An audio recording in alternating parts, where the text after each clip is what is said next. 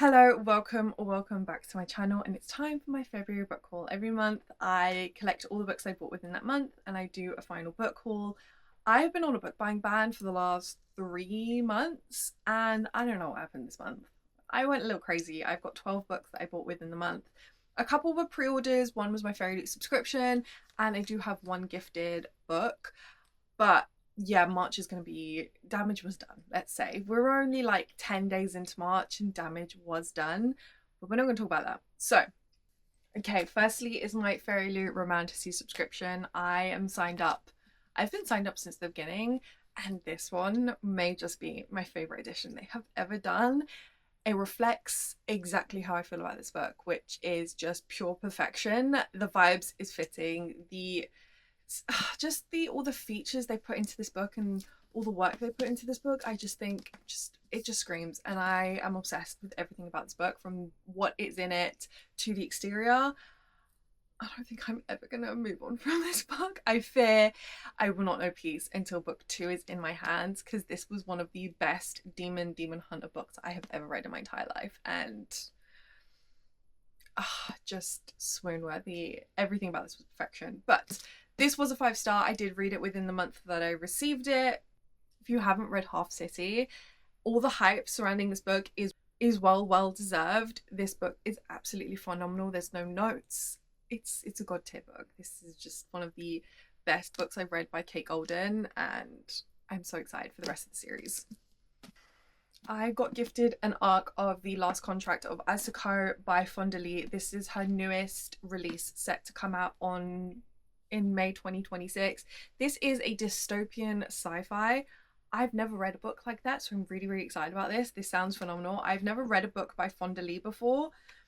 I love sci-fi though. I read a sci-fi not that long ago, the Project Hail Mary book by Andy Weir. That book was absolutely insane. I'm so excited for the movie.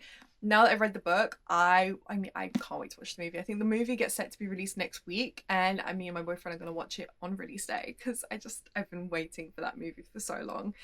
So I'm really excited to read another sci-fi, and the fact that it's got dystopian in it as well is just an added bonus. I think this is going to be really amazing. So watch out for a reading vlog that I'm sure this will be featured in very soon. I also picked up a copy of Weaving Short by Hiba al-Wasati. This I've heard really good things about. I don't know anything about it. I don't typically read blurbs, but there's a lot of hype surrounding this book. People have said that this is their god tier 5-star book, and I don't really need to know much more than that. If you say it's phenomenal, if there's a lot of hype surrounding a book, I am guaranteed to pick it up. And I love this cover. I think it's so understated, but yet so eye-catching. And yeah, maybe it's like a dark academia. I don't know. I'm really excited though. I think I'm going to read this within the month of March, because I feel like it's been calling out to me ever since I put it on my shelves. Now for pre-orders, I pre-ordered Cleopatra by Sarah El Amarfi. I've said this before over and over again. I am obsessed with any book that's based in mythology and has, you know, female representation of this. And Cleopatra is very, I want to say, controversial. A lot of people have different opinions on what Cleopatra was like, but this has a very different take on Cleopatra.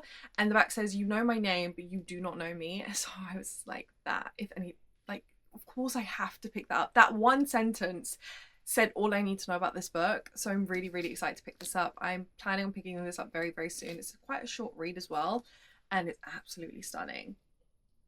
Another pre-order is Throne of Nightmares by Kerry Maniscalco. I featured this in a 24-hour readathon not that long ago.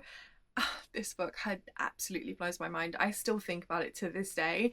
The way that this just feels like a love letter to readers, there's no better way to put it.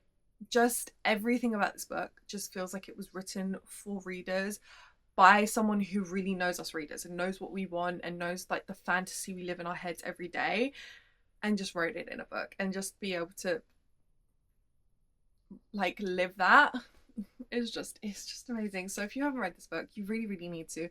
I think these standalones by Kerry Maniscalco are her best works yet, and I loved Stalking Jack the Ripper, but every book I've read so far in this interconnected standalone series has been a 5 stars, This is my favorite though. This is the standout. This is like the one you absolutely have to read if you're only going to pick one.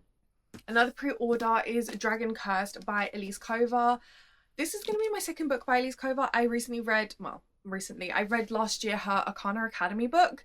I enjoyed it. It was pretty good. It wasn't anything really mind-blowing, but I did really enjoy it, and I think I rated it like a 4-star.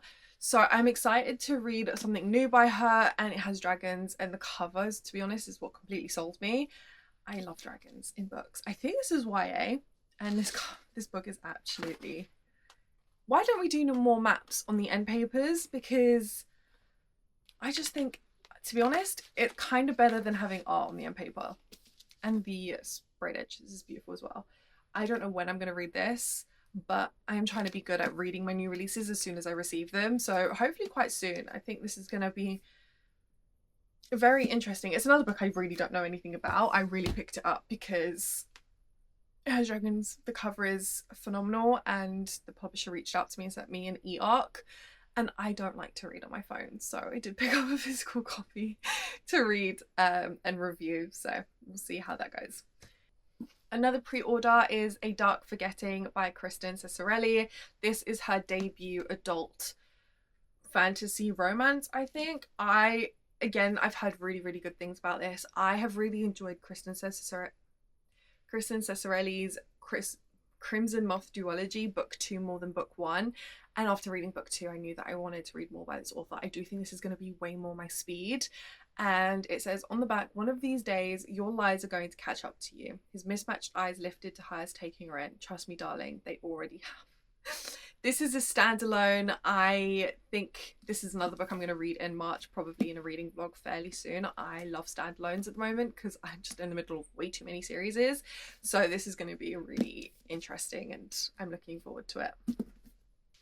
Last pre-order is The Lies That Summon the Night by Tessonja Odette.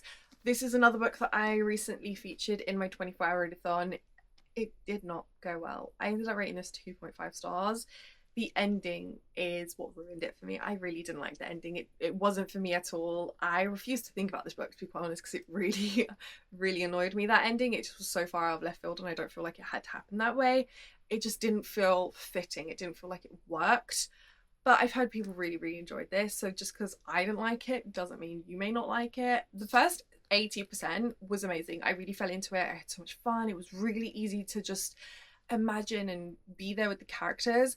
But it was just that ending that just ruined it for me. I will not be continuing the series, and I will probably be unhauling this fairly soon. But yeah, I'm just a bit disappointed. It's got vampires in there, by the way, if you were interested. Another pre-order is Diabound by Sable Sorensen. This is my Fairy Loot edition. I've been so excited to receive this in the mail. Diabound was one of my top 3 reads of 2025. Furybound is out in just a few short months, and I'm not going to be okay. I'm planning on doing a reread of Diabound in preparation. I'm going to annotate. I'm going to have so much fun. Diabound is just one of those fantasy romances that just stick to you. The plot is phenomenal, and just there are so many mysteries and secrets and clues hidden within the pages that you're really trying to unravel. The FMC is complicated and doesn't just easily accept her fate. She fights for it. It's just very realistic the way her journey goes from being in a position that she never wanted to be in and refuses to conform to. And when you're following her in that journey, it just feels realistic. She doesn't just accept it within like three chapters. It's a fight. It's something she's slowly learning to accept. And even then, there are other problems in the way that kind of impact her journey. And then there's this whole plot that's happening in the background, and you've got all these like embedded clues that mean more, and you won't really unravel until the end. Just a 6-star. It's another god tier series for me. Furybound is about to be absolutely mind-blowing, and I don't think I'm ready for that. Tortured Souls by Melissa K. Rowick. Of course, I had to pick up Melissa K. Rowick's newest release as soon as it was released. I have been checking every bookseller's page since the release of this, waiting for the hardback to be available. This is set to be a duology, the Avalonian series set within the world of Lady of Darkness. We're following characters that we were introduced to around book 3.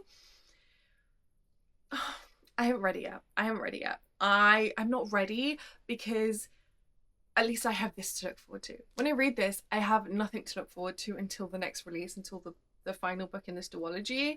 And I like having a book that I can pick up if I wanted to. It doesn't really make sense, but it makes sense in my head. Millis K. Roick is my #1 author of all time. I would pick up anything she writes. She could write a shopping list and I would enjoy it. That's how much this author means to me, and this newest release is going to be absolutely phenomenal. And it's not a Millis K. Roick book unless it's an absolute thick one. And then last but not least, Seven Deadly Thorns by Amber Hamilton. This is another YA book. I think I've picked up 2 YA books, which, to be honest, in the last couple of book hauls I've done, I've not picked any. But my boyfriend took me book shopping, and I've heard really good things from people that received their Fairy subscription for the month of February or January. I can't remember which one it was. And the premise of this sounded really, really intriguing, and I think this is a YA book that I'm going to really enjoy. It just says her worst enemy, his only chance. Again, another book I know absolutely nothing about because I refuse to read the blurb, but I'm really looking forward to this. It's like 370 pages, so it's really not all that long. Yeah, we'll see if this YA book works for me. I'm looking forward to picking it up. I feel like this is another book that's been screaming at me to pick up on my shelves, so it might be read in the month of March. These are all the books I picked up in February. I did some damage, but March is going to be so much worse, so look out for that video. I really hope you enjoyed. Please like, comment, and subscribe, and I will see you in the next one. Bye.